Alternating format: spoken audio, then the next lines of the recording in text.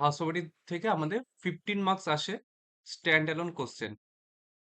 That's mean আমাদের চ্যাপ্টারটা যেরকম সহজ সেরকম ইম্পর্টেন্ট। তো হাউস প্রপার্টির ক্ষেত্রে কিভাবে আমাদের করতে হবে, হাউস প্রপার্টি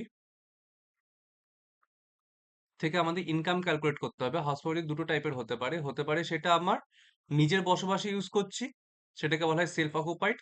হতে পারে আমি ভাড়া দিয়ে ইনকাম করছি, সেটাকে বলা হয় লেট আউট। দুটোর জন্য আলাদা করে আমাদের ইনকাম ফ্রম হাউস প্রপার্টি বার করতে হয়। My God. তো দুটোর জন্য আলাদা করে আমাদের ইনকাম ফ্রম হাউস প্রপার্টি বার করতে হয়। তো কিভাবে বার করতে হয় আমরা দেখে নিই। ফার্স্ট আমরা দেখছি লেট আউট প্রপার্টির ক্ষেত্রে computation of computation of income from HP. কি ক্ষেত্রে? এটা লেট আউটের ক্ষেত্রে। লেট আউটের ক্ষেত্রে কি করে বার করব?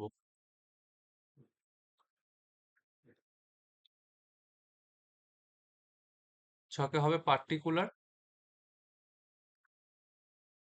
অ্যামাউন্ট অ্যামাউন্ট ফার্স্টে আমরা কি করব? গ্রস অ্যানুয়াল ভ্যালু লিখব। ফার্স্টে আমরা লিখব gross annual value, GAV, gross annual value. সেখান থেকে আমরা কি করব? লেস করব। এখান থেকে কি লেস হয়? বলতে থাক তোরাও কেউ কিছু। Municipal tax.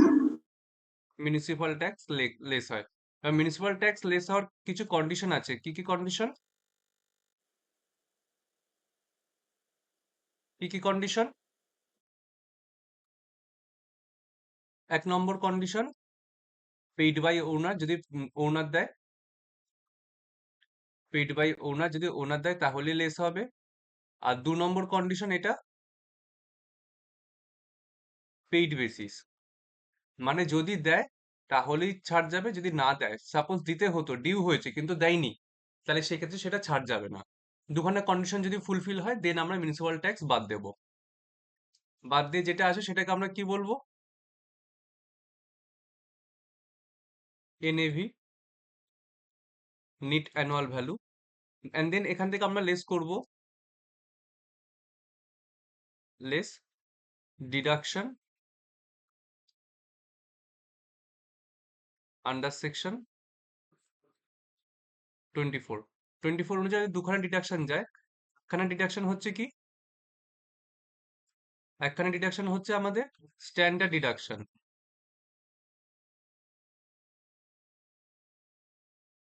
স্ট্যান্ডার্ড ডিডাকশন কত পার্সেন্টেজে? @30%। তার মানে এটাই, যে এই ভ্যালুটা যেটা আসছে, এই ভ্যালুটা যেটা আসবে এখান থেকে আমরা ডাইরেক্ট এই ভ্যালুটাকে তুলবো আর তার সাথে মাল্টিপ্লাই করবো 30%, যেটা হবে সেটা আমাদের বাদ যাবে গিয়ে। তো আসলে এখানে 30%। আরেকটা ছাড় যাচ্ছে, সেটা হচ্ছে আমাদের ইন্টারেস্ট অন লোন। যদি আমি কোনো লোন নিয়ে বাড়িটা কিনি, তার উপর যদি ইন্টারেস্ট দিতে লাগে, এই দুটো আমাদের ছাড় চলে যাবে। দুখানা ছাড় দিয়ে যেটা পড়ে থাকবে সেটা হবে আমাদের ইনকাম ফ্রম এইচপি। বাদ দিয়ে যেটা পড়ে থাকবে সেটা হবে আমাদের ইনকাম ফ্রম এইচপি। এটা হচ্ছে আমাদের এইচপি ক্যালকুলেশন করার ফরম্যাট। আচ্ছা, যদি এই ক্ষেত্রে দুখানা বাড়ি ক্যালকুলেট করতে লাগে, সেক্ষেত্রে আমরা কি করে ক্যালকুলেট করব? যদি দুখানা বাড়ি ক্যালকুলেট করতে লাগে সেক্ষেত্রে আমরা কি করে ক্যালকুলেট করব?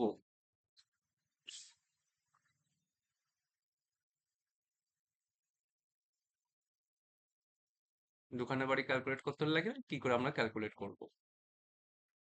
দেন আরেকটা অ্যামাউন্টের ঘর হবে। পরীক্ষা যেভাবে পুরো এক্সাক্ট করবি সেটা দেখাচ্ছি। এখানে লিখবি হাউস নাম্বার 1, ব্র্যাকেটে লিখে দিবি লেট আউট, ব্র্যাকেটে লিখে দিবি লেট আউট করে যেটা ইনকাম আসবে সেটাকে কি করবি? সবকিছু করে যে ইনকামটাকে আসলো সেটাকে তখন কি করবি? এখানে ক্লোজ না করে থার্ড কলমে পাঠিয়ে দিবি। আর দেন সেকেন্ড বাড়িটার করা শুরু করবি, সেটা হচ্ছে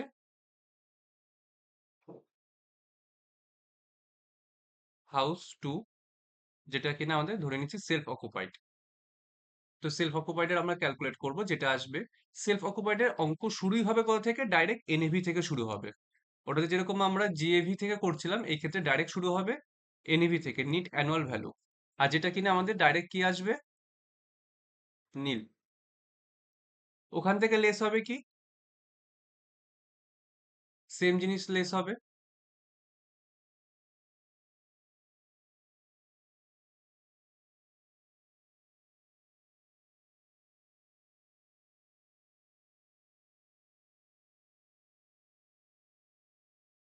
সেম জিনিসটা লেস হয়ে যাবে। কিন্তু এই ক্ষেত্রে যখন আমরা এই নীলটার 30% করবো, এখানে ডিডাকশন, স্ট্যান্ডার্ড ডিডাকশন যখন আমরা 30% দেবো, দেন অবভিয়াস এটাও কি আসবে, নীল। 30% করলে জিরোই আসবে। আর তারপর এখান থেকে আমাদের ইন্টারেস্ট অন লোন, যেটা মেনলি মাইনাস হবে। আর সবসময় আমাদের তাহলে হাউস প্রপার্টি ফিগারটা, ইনকাম ফ্রম হাউস প্রপার্টি কিসে আসবে, নেগেটিভে আসবে। তো এখান থেকে আমাদের নেগেটিভে আসবে, যেটাকে কিনা আমরা কি করব, থার্ড কলমে পাঠিয়ে দেবো। অ্যান্ড দেন দুটোকে আমরা অ্যাড করব। আর যেটা আসবে সেটাকে আমরা কি বলবো, ইনকাম ফ্রম এইচপি। দুটোকে আমরা যোগ করবো আর বলে দেবো ইনকাম ফ্রম এইচপি। পরীক্ষার হলে পুরো এই ফরম্যাটে আমরা এভাবেই করব। আর এখানে আমরা ছোট্ট করে লিখে দেব ওয়ার্কিং নোট, যত নম্বর নোট হবে সেটাকে আমরা লিখে দেবো, যে জিএবি কি করে ক্যালকুলেট করব। তো শুরু করা যাক, প্রথমে জিএবি থেকে একে একে সবগুলো পয়েন্ট টাচ করছি। ফার্স্ট জিএবি কি করে ক্যালকুলেট করব।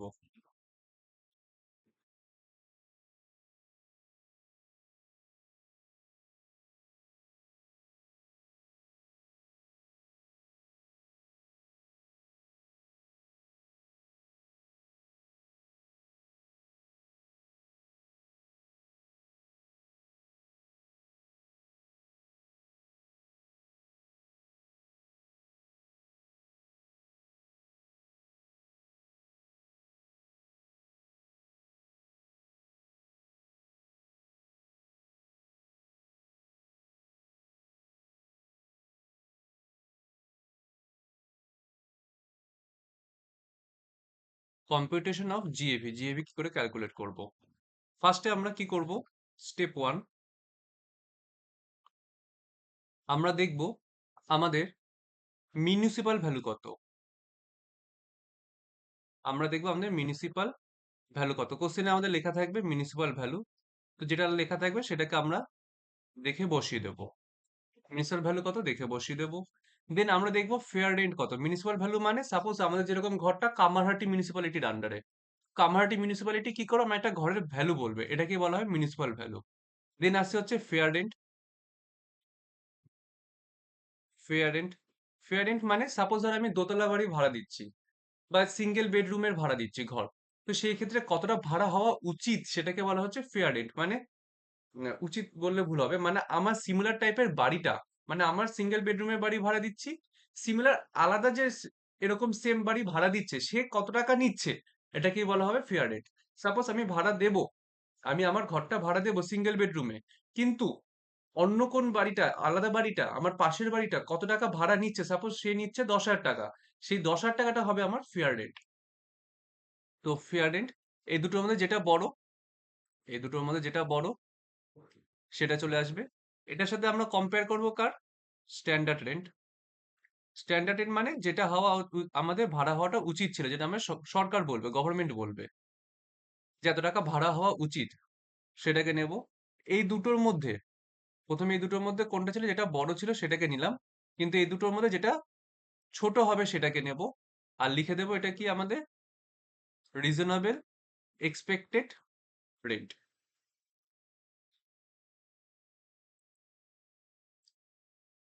এটা আমাদের কি হবে,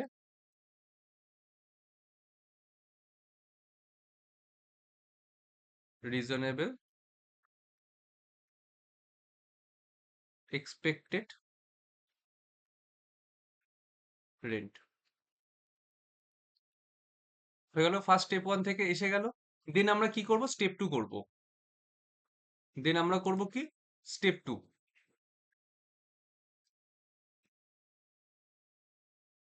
স্টেপ 2 তে আমরা কি করব? দেখবো আমাদের অ্যাকচুয়াল কত টাকা রেন্ট।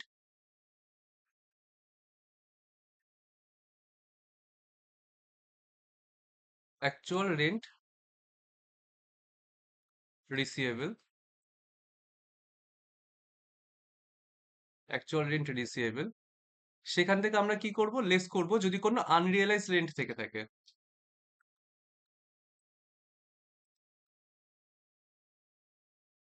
আনরিয়ালাইজড রেন্ট কাকে বলে?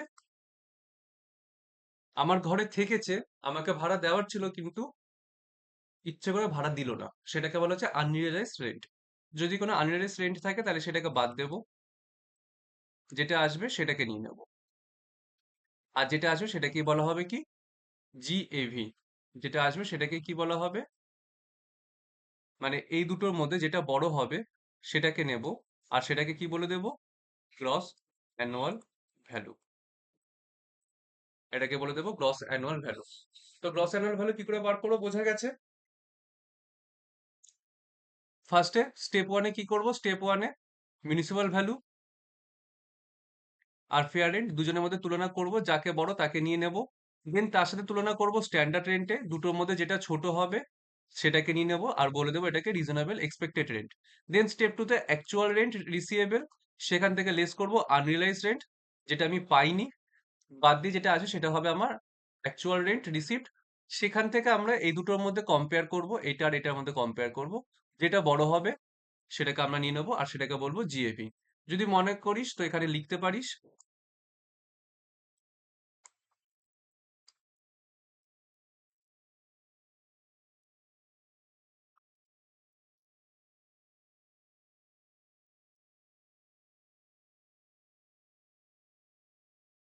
whichever is higher in step 1 and 2। তো এরকম লিখে দিতে পারিস, লিখে দিয়ে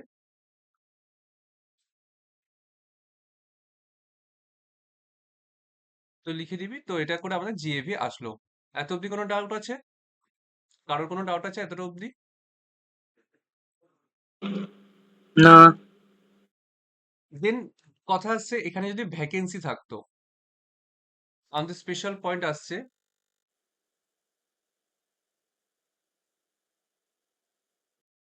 ইন কেস অফ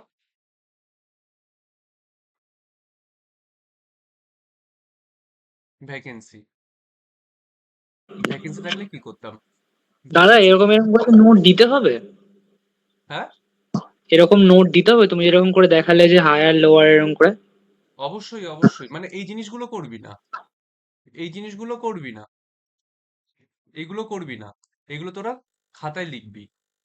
মানে এখানে লেখার পর এখানে একটা লাইন ছেড়ে দিবি, এখানে লিখবি হুইচ এভার ইজ হায়ার, লিখে দিয়ে দেন এটা এখানে পাঠাবি। তারপর এটার সাথে এটা তুলনা করলি যখন এখানে লিখবি হুইচ এভার ইজ লোয়ার, দেন তারপর লিখবি রিজনেবল এক্সপেক্টেড রেট। এভাবে অবশ্যই লিখে দেখাবি। তোকে 15 নম্বর দিচ্ছে, অঙ্ক দেবে সহজ, ঠিক মতো না করলে নাম্বার অবশ্যই কাটবে। আচ্ছা, দেন হচ্ছে in case of vacancy, vacancy যদি হয় তাহলে সেই ক্ষেত্রে কি হবে? ভ্যাকেন্সি যদি হয় তাহলে আমরা কি করব?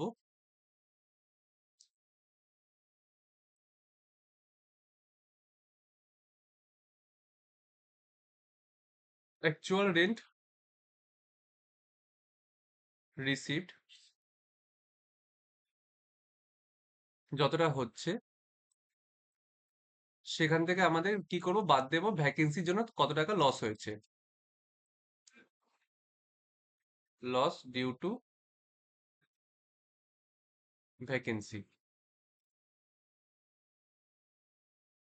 আর দেখব কত টাকা আমাদের আসলো, অ্যাকচুয়াল রেন্ট কত টাকা আসলো আমাদের, সেটা আমরা দেখব। অ্যাকচুয়াল রেন্ট কত টাকা আসলো সেটা দেখব। দেন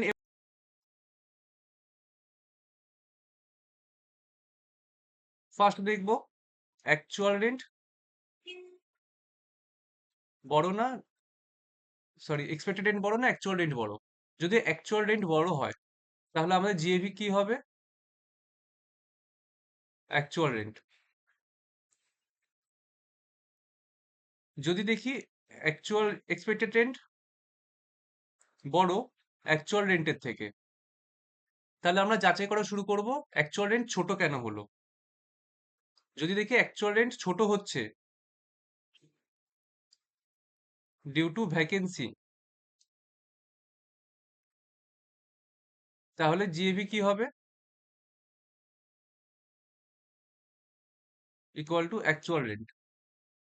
আর যদি দেখি অ্যাকচুয়াল রেন্ট বড় হচ্ছে, সরি এক্সপেক্টেড রেন্ট বড় হচ্ছে অ্যাকচুয়াল রেন্টের থেকে,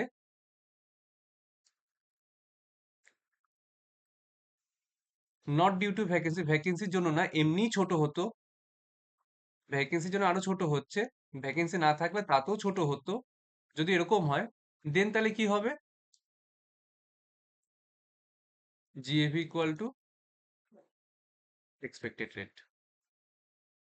বুঝেছিস এবার? যদি এক্সপেক্টেড রেন্ট ছোট হয় অ্যাকচুয়াল রেন্টের থেকে, তাহলে অ্যাকচুয়াল রেন্ট জিএভি নো ডাউট কোনো সমস্যা নেই। কিন্তু যদি অ্যাকচুয়াল রেন্ট ছোট হয় তখন আমরা দেখব কেন ছোট হয়েছে। যদি ভ্যাকেন্সির জন্য ছোট হয় তাহলে অ্যাকচুয়াল রেন্ট আমাদের জিএভি। আর যদি অন্য কোনো কারণে ছোট হয়, এমনি ছোট হচ্ছে মানে ভ্যাকেন্সির জন্য ছোট হয়নি, ও তার এমনি ছোট, তাহলে সেই ক্ষেত্রে কি হবে? এক্সপেক্টেড রেন্ট আমাদের জিএভি হয়ে যাবে। ক্লিয়ার? কি করে আমরা জিএভি ক্যালকুলেট করব? ফার্স্ট জিএভি আমরা কি করে ক্যালকুলেট করব?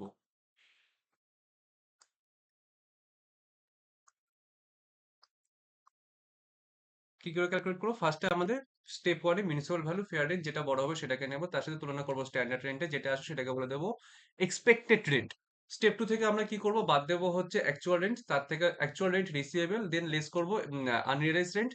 লেস করে যেটা আসবে সেটার সাথে লেস করে যেটা আসবে এই দুটো তুলনা করব, আর সেটাকে বলে দেবো কি জিএভি।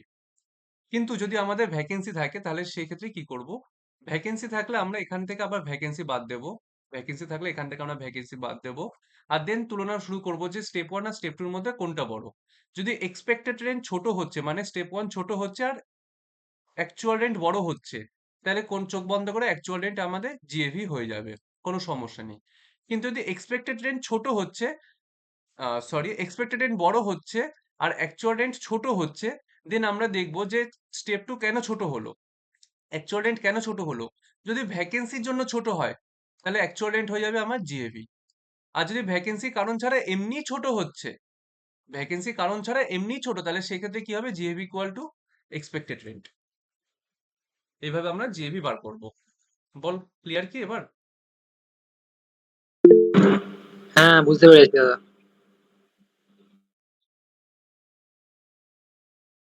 আচ্ছা, নেক্সট পয়েন্ট হচ্ছে, নেক্সট পয়েন্ট হচ্ছে মিউনিসিপাল ভ্যালু, যেটা নিয়ে অলরেডি বললাম।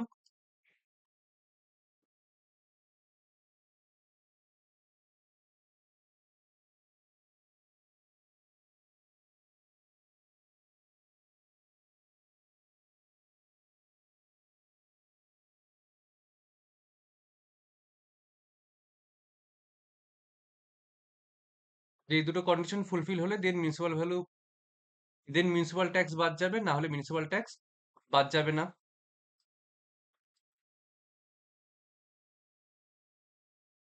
দুটো কন্ডিশন ফুলফিল হলে দেন মিউনিসিপাল ট্যাক্স বাদ যাবে। তারপর এনএভি চলে আসলো, তারপর এখান থেকে ছাড় যাচ্ছে স্ট্যান্ড ডিডাকশন, তারপর ইন্টারেস্ট অন লোন, দেন আসছে আমাদের topic interest on loan.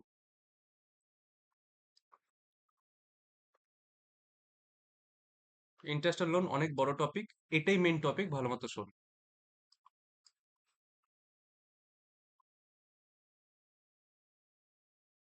Interest on loan দুটো বাড়ির ক্ষেত্রে বেরাবে, একটা হবে লেট আউট আর একটা হবে সেলফ অকুপাইড। যদি লেট আউটের ক্ষেত্রে হয় নো লিমিট, যত টাকা ইন্টারেস্ট আসবে সমস্ত ছাড় চলে যাবে, কোনো চোখ বন্ধ করে কোনো ঝামেলা নেই। যদি লেট আউটের ক্ষেত্রে হয় যত টাকা ইন্টারেস্ট আসবে সবটা ছাড় যাবে, কোনো ঝামেলা নেই, যা থাকবে ইন্টারেস্ট অন লোন আমরা বসিয়ে দেবো। যদি সেলফ অকুপাইড এর ক্ষেত্রে হয় দেন আমরা দেখব যে লোনটা কেন, রিপেয়ারের জন্য নাকি কনস্ট্রাকশনের জন্য। কনস্ট্রাকশন অথবা পারচেস। যদি রিপেয়ার করার জন্য হয় তাহলে যত টাকায় আমি ইন্টারেস্ট পে করি না কেন, আমার maximum limit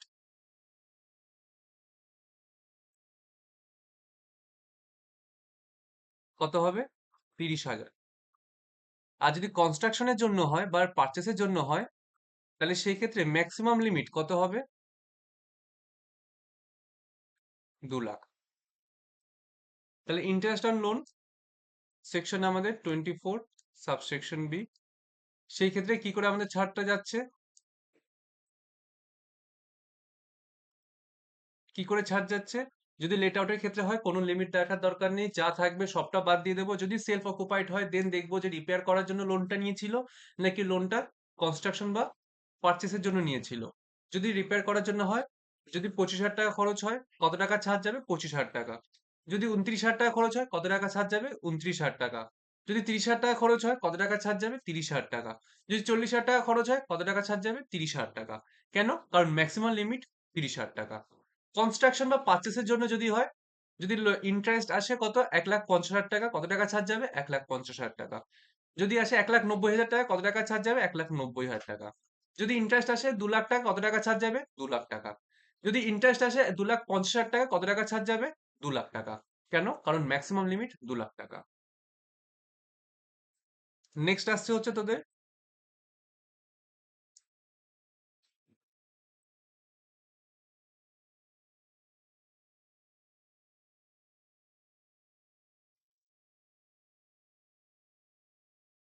in case of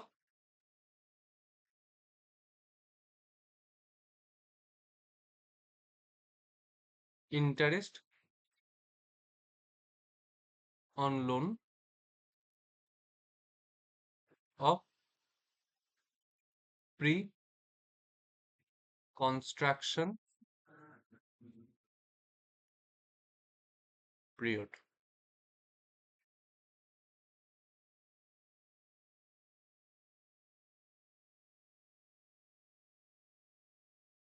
যদি ইন্টারেস্ট অন লোন নিচ্ছি কখন? প্রি কনস্ট্রাকশন পিরিয়ডের জন্য।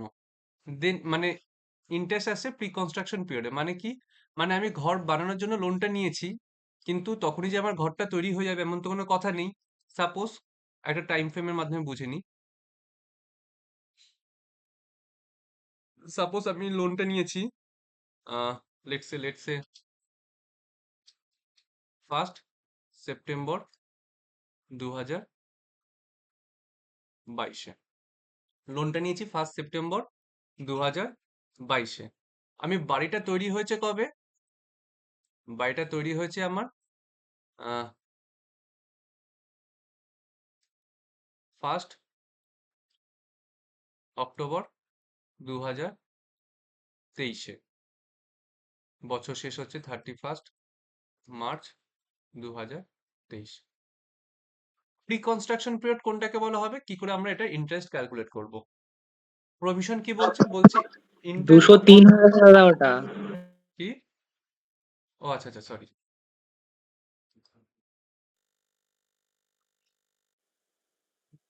প্রভিশন কি বলছে? যত টাকা আমার বাড়িটা বানানোর আগে যত টাকা আমি ইন্টারেস্ট দিয়েছি, পুরো ইন্টারেস্টটাকে 5খানা ইনস্টলমেন্টে ভাগ হবে। আর 5 বছর ধরে সেটাকে আমরা শোধ করব। মানে আমরা ছাড় পাবো। শোধ তো করবো না, আমরা ছাড় পাবো ট্যাক্সের থেকে। কিভাবে ক্যালকুলেট হবে? আমরা ফার্স্টে কি ক্যালকুলেট করব? দেখব যে প্রি কনস্ট্রাকশন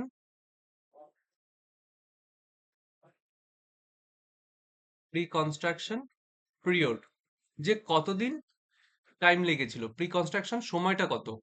সময়টা কত? যবে থেকে বাড়িটা করা শুরু হয়েছিল, যবে থেকে বাড়িটা করা শুরু হয়েছিল আর যে বছরে গিয়ে বাড়িটা শোধ হয়েছে তার 31 মার্চ। মানেটা কি? মানে বাড়িটা শুরু ছিল 2021-22-এ, সরি 22-23-এ। বাড়িটা চলছিল কবে? 2022-23-এ। বাড়িটা কমপ্লিট কবে হয়েছে? 23-24-এ। বাড়িটা তৈরি কবে হয়েছে? 23-24-এ। তাহলে তাহলে আমাদের টাইম কতটা হবে? এই ইয়ারের 2023-এ 31 মার্চ, মানে 31 মার্চ 2023, এই দিনকে গিয়ে আমার এই টাইমটা হবে আমার প্রি কনস্ট্রাকশন পিরিয়ড। এই টাইমটা হবে আমার প্রি কনস্ট্রাকশন পিরিয়ড। মানেটা কি? মানে হচ্ছে আমি বাড়িটা এই দিনকে বানানো শুরু করেছি। অ্যাকচুয়ালি বাড়িটা আমার কমপ্লিট হয়েছে 1/10-এ, কিন্তু আপনার ট্যাক্সের জন্য প্রি কনস্ট্রাকশন পিরিয়ড কত হবে? যে বছরে কমপ্লিট হচ্ছে তার আগে 31 মার্চ, যে বছর কমপ্লিট হচ্ছে তার আগে 31 মার্চ। তার মানে কবে থেকে চলছে? 1/9 থেকে 31 মার্চ 2023 পর্যন্ত।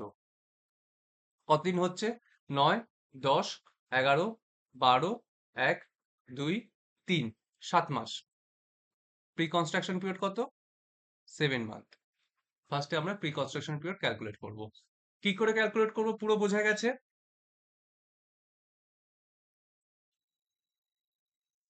কি করে আমরা প্রি কনস্ট্রাকশন পিরিয়ড ক্যালকুলেট করব বোঝা গেছে কি? হ্যাঁ কি না? দেন তারপরে বলবো, এটাই মেইন ইম্পর্টেন্ট। হ্যাঁ, বুঝেছি। যবে থেকে কাজ শুরু হচ্ছে সেই দিন থেকে ক্যালকুলেট করব, আর যে বছরে গিয়ে শেষ হচ্ছে তার আগে 31 মার্চ অবধি আমরা ক্যালকুলেট করব যে প্রি কনস্ট্রাকশন পিরিয়ড। দেন আমরা কি করব? ক্যালকুলেট করব ইন্টারেস্ট অন লোন। কবেকার? প্রি কনস্ট্রাকশন পিরিয়ডে।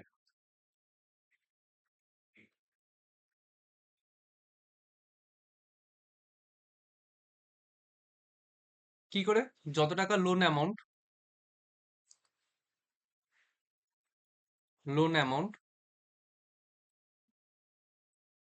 তার সাথে মাল্টিপ্লাই করব কি? যত টাকা রেট বলবে তার সাথে যতটা সময়। যেরকম আমরা সময় হিসেবে কি দেখলাম? 7 মাস, তাই 7/12। তো এইভাবে আমরা প্রি কনস্ট্রাকশন পিরিয়ড ক্যালকুলেট করব। সাপোজ কোনো একটা অ্যামাউন্ট আসলো, আর সেই অ্যামাউন্টটাকে আমাদের ইনস্টলমেন্টে ভাগ করতে হবে। তো আমরা তারপর ক্যালকুলেট করব। একটা অ্যামাউন্ট ধরে বলো না, তাহলে তো বুঝতে সুবিধা হয়।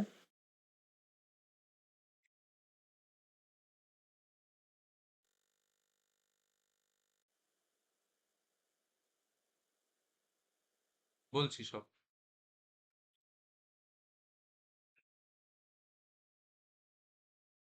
যতটা আসবে সেটাকে আমরা ডিভাইড বাই 5 করো, কারণ 5খানা ইনস্টলমেন্টে যেটা আসবে সেটা আমাদের উত্তর হবে। সাপোজ উদাহরণ হিসেবে লোন নিয়েছিল কত টাকা? 50 লাখ টাকা। রেট কত? 8%।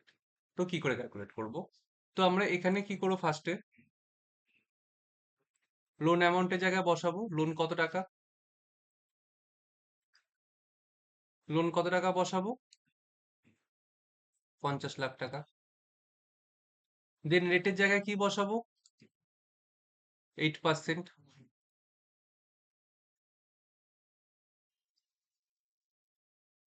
দেন রেটের জায়গায় চলে আসছে 8%, আর তার সাথে যোগ গুণ হচ্ছে 7/12। তো আমাদের উত্তর কত আসছে? পড়ে বল একটু আমাকে। 2,33,333। কত? 2,33,333। 2,33,333, এটা হচ্ছে পুরো আমার ইন্টারেস্টটা আসলো। দেন এটাকে 5খানা ইনস্টলমেন্টে ভাগ করতে হবে। তাই আমরা কি করব? 2,33,333টাকে ডিভাইড বাই 5 করব। কত হচ্ছে বল?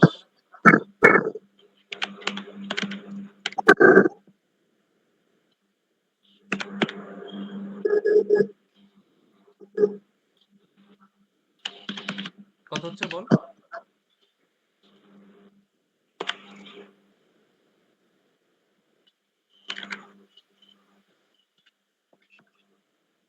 46,667।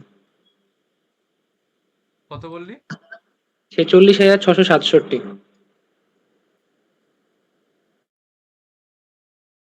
আচ্ছা, এবার যদি আমি পুরো ইন্টারেস্ট অন লোন ক্যালকুলেট করি, মানে কত টাকা আমি বাদ দেব 23-24 যখন আমরা ইন হাউস প্রপার্টি অ্যাকাউন্ট করবো, হাউস প্রপার্টি পুরো ট্যাক্স ক্যালকুলেট করবো, তখন আমরা কত টাকা বাদ দেবো?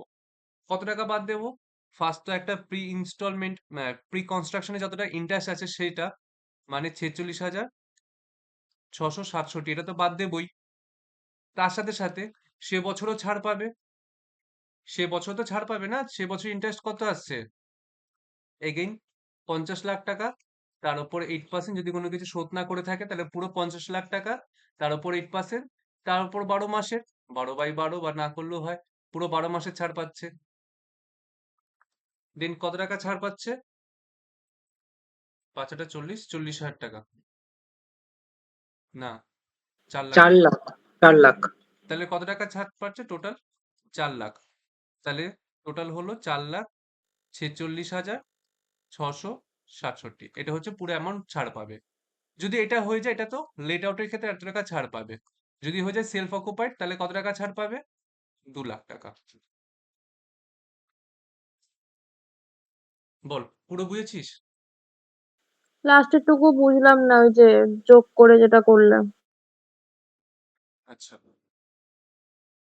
যদি আমাদের interest on loan pre construction তো বুঝে গেছিস তো, যে হ্যাঁ, পুরো শুধু প্রি লাস্টের কনস্ট্রাকশনে টুকু। আমরা ইন্টারেস্টটা বার করলাম, ফার্স্টে দেখলাম কতটা সময়, দেখলাম 7 মাস, যখন কমপ্লিট হয় যে বছর তার আগে 31 মার্চ, আর সেই সময়টা ক্যালকুলেট করলাম, দেখলাম কত, 7 মাস।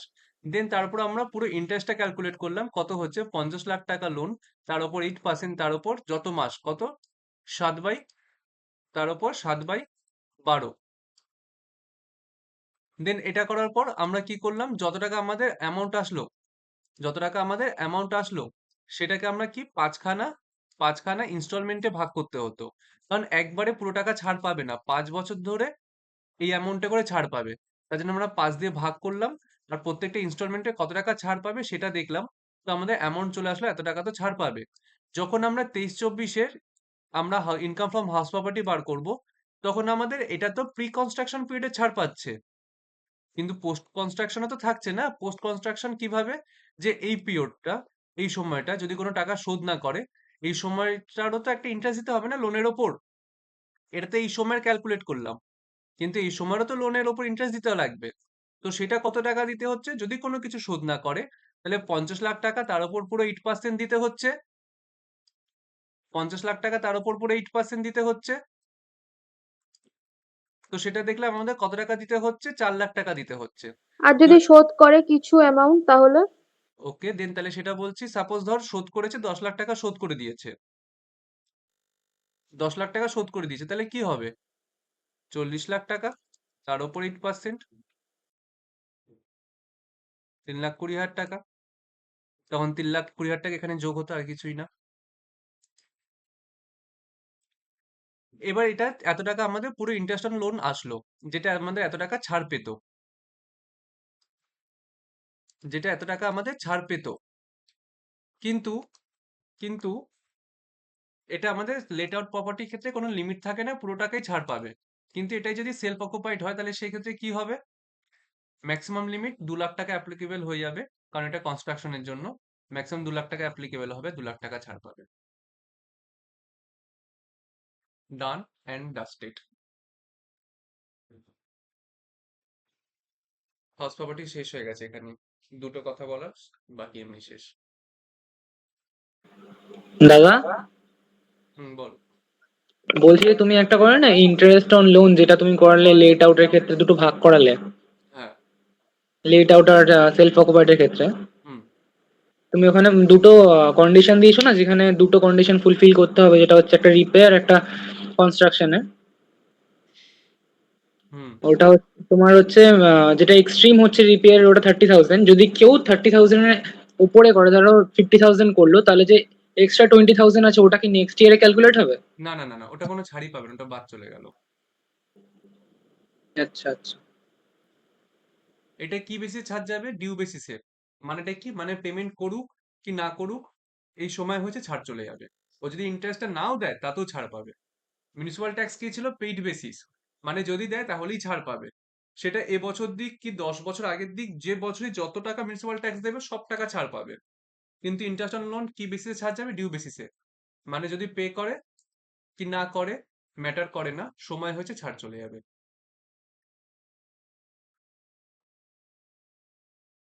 ঠিক আছে, ডান। হ্যাঁ।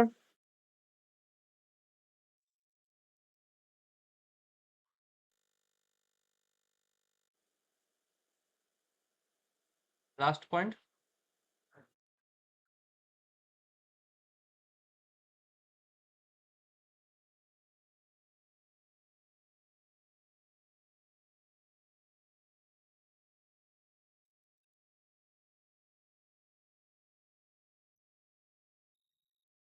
যদি পার্টলি সেল অকুপাইড আর পার্টলি লেট আউট হয় তাহলে সেই ক্ষেত্রে আমরা কি করে করব?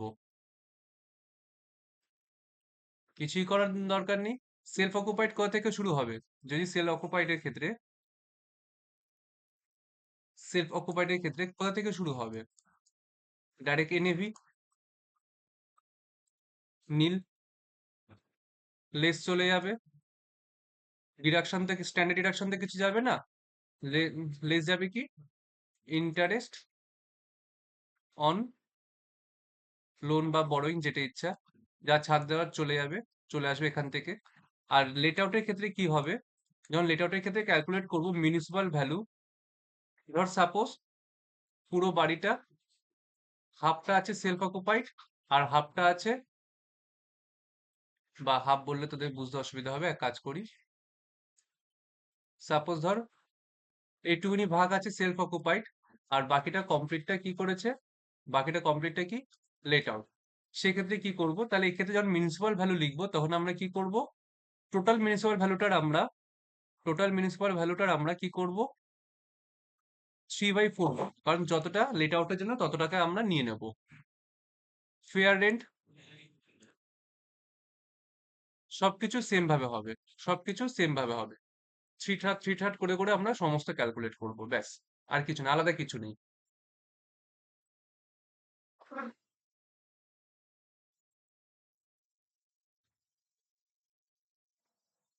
ইভেন ইন্টারেস্ট অন বরিং যেটা বললাম বা ইন্টারেস্ট অন লোন, সেটাও কিন্তু হবে 1/4। আর এক্ষেত্রে কি হয়ে যাবে? 3/4 করে ছাড় যাবে। বোঝা গেছে? তেমন কিছু না এটা মানে একটা। সবকিছু 3/4 করে হবে সবকটা একদম ক্যালকুলেশন? সব 3/4 করে হবে। আর এক্ষেত্রে তোর ইন্টারেস্ট অন বরিংসটা, কারণ সেলফ অকুপাইডের শুধু একটাই আইটেম, আর ওটা 1/4 হবে কারণ ওটা শুধু 1/4 জায়গা নিয়েছিল।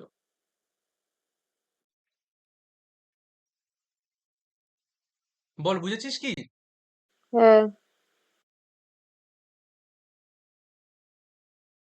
একদম অন্তিম চরণে।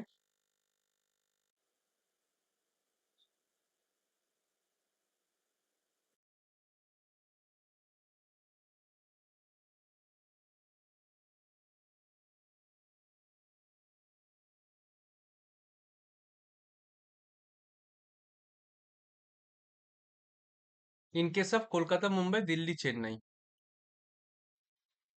In case of Kolkata, Mumbai, Delhi, Chennai, আমরা যে এখানে আমরা যে এখানে আমরা যে এখানে জিএভি ক্যালকুলেট করার সময় মিউনিসিপাল ভ্যালু লিখছি, এক্ষেত্রে আমরা কোন মিউনিসিপাল ভ্যালু লিখবো? গ্রস, গ্রস মিউনিসিপাল ভ্যালু লিখবো। তাহলে in case of Kolkata, Mumbai, Delhi, Chennai, যেটা আমরা স্টেপ ওয়ানে মিউনিসিপাল ভ্যালু লিখছি, সমস্ত কিছুর ক্ষেত্রে সব নর্মাল মিউনিসিপাল ভ্যালু লিখতাম, কিন্তু কলকাতা, মুম্বাই, দিল্লি, চেন্নাইয়ের ক্ষেত্রে কি লিখবো? আমরা গ্রস মিউনিসিপাল ভ্যালু লিখবো।